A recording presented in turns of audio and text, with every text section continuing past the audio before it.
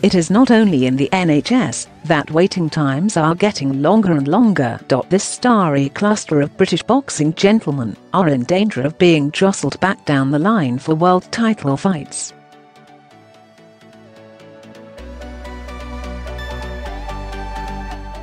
AMIR KHAN waiting for Godot has nothing on waiting for Mayweather. It is more than a year since the Bolton Speed King was promised his money fight.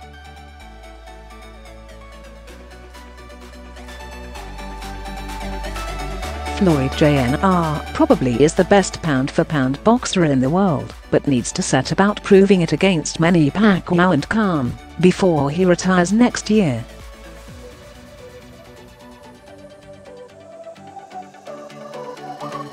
Mayweather vs Khan was due to happen in Las Vegas last May. The clamour for money vs PacMan, and the time it is taking for that to be confirmed lengthen the odds against that happening this May.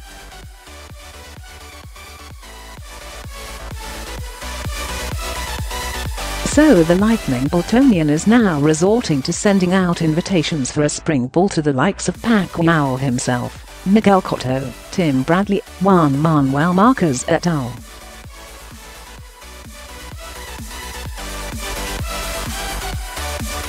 But Khan would like to fight in April, but time is running out yet again. Unless Mayweather pulls the rug out from under the Pacquiao negotiations, it threatens to be another long year before Khan fights either of them.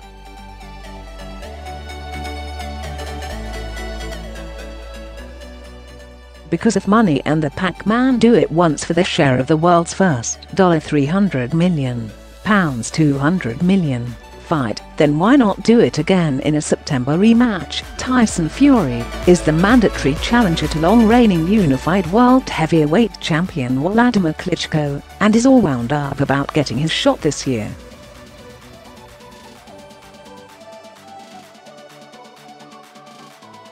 Alternatively, the giant Mancunian traveller would happily challenge Deontay Wilder for the WBC belt, which the American has just won.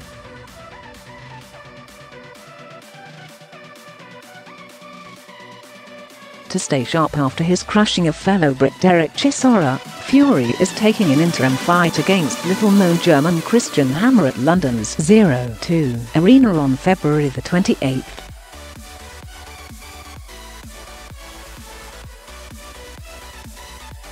But there may have to be at least one more of those before Fury's big moment comes.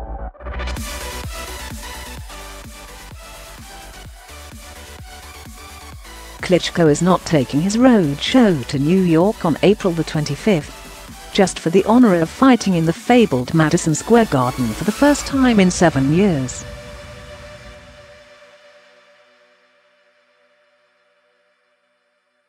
He says there is a very good reason why he is boxing the undefeated Bryant Jennings in a 20,000 capacity arena in the US rather in front of his customary 60,000 crowd in his adopted Germany.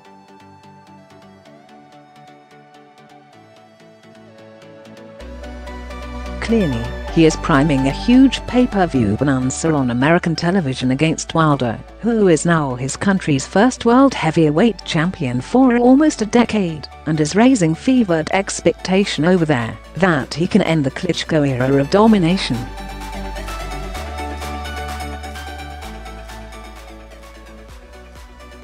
Klitschko's manager Bernd Boente has taken to listing Fury as the fallback opponent, while Wlad the Impaler himself is talking about the financial scale of the Wilder fight and the chance to add the WBC belt to his WBA, IBF, WBO, IBO and Ring Magazine collection.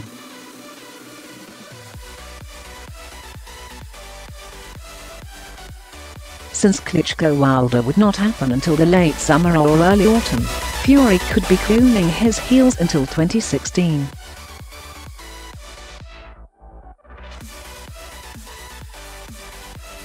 Billy Joe Saunders is allowing Ireland's and Elite to make a voluntary defense of his WBO middleweight title.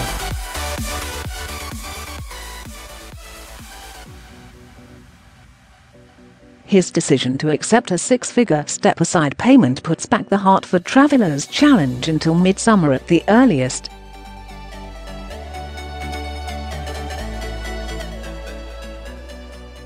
if Lee loses to Peter Quillin in America on April the 11th. That will scotch plans for a football stadium spectacular between Saunders and Lee in either London or Ireland.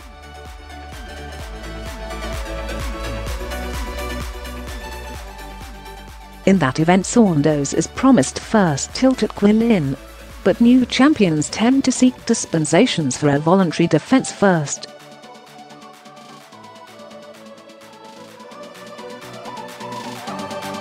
We shall see.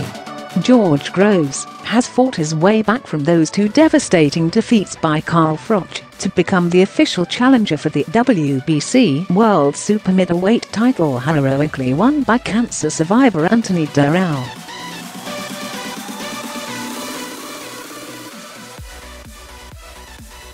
However, the WBC have just granted Dirrell a voluntary defence in April, before he has to fight St. George.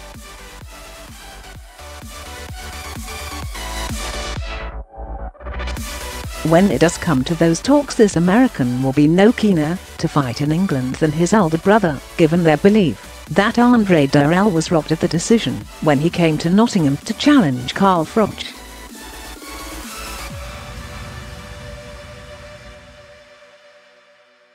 James DeGale may find that the Dirrell reluctance complicates matters for his mandated fight against Andre for the vacant WBO super middleweight title.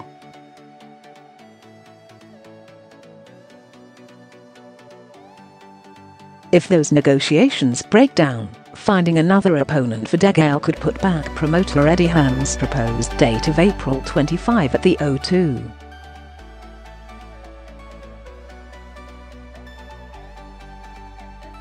However, as some doors half close, at least one other half opens. Carl Frampton suddenly finds his hopes much improved for a glamorous transatlantic unification battle to follow his February 28 mandatory super bantamweight title defence against Chris Avalos in Belfast.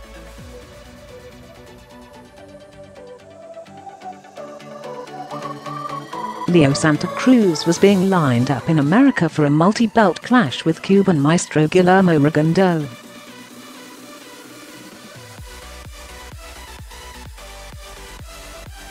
Golden Boy boss Oscar De La Hoya was close to making that fight until Santa Cruz joined the stable of boxers being advised by Al Heyman.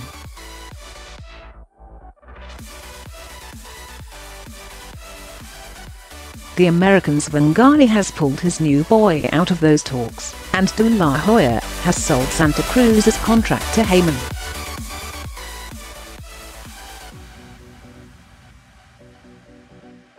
That reopens the path for Frampton to meet Santa Cruz in a Belfast stadium this summer.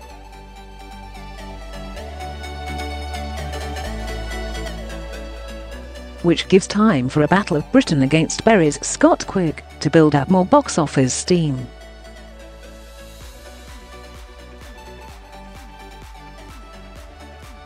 This is what we do know for sure: Colin Martin Murray will make his third world middleweight title bid in Monte Carlo on Saturday, February 21, albeit against his toughest opponent yet.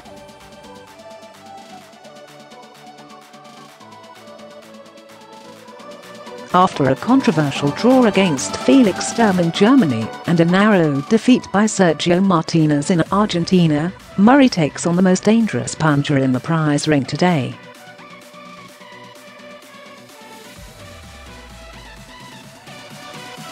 Gennady Golovkin knocks out opponents for fun, and it will be a tremendous achievement by the man from Sheffield if he lives up to his promise of becoming the first to defeat the lethal Kazakh.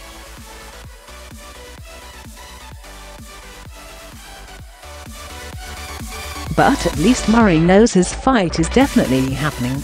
Paul Butler and Derry Matthews have home advantage for their world title shots on the same bill in Liverpool on March the 6th.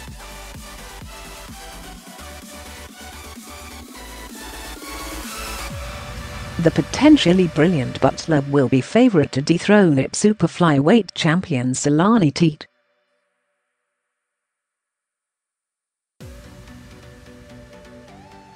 Matthews faces a stern challenge against Cuba's WBA lightweight champion Richard Abril, but will bring his familiar dedication, zeal and persistence to the task.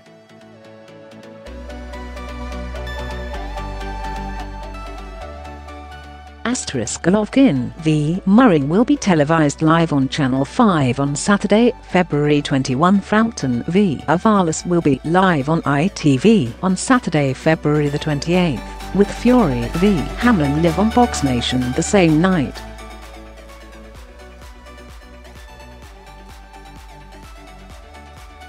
Teat v Butler and Abril v Matthews will be live on Box Nation on March the 6th. Related articles previous one. The next Mike Tyson rape case was inevitable, I'm surprised more.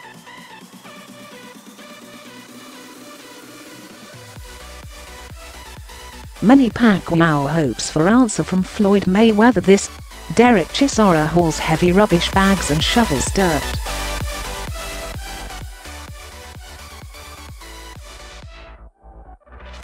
James DeGale is ready for the big stage, but world title hope. Share this article. Share 67 shares.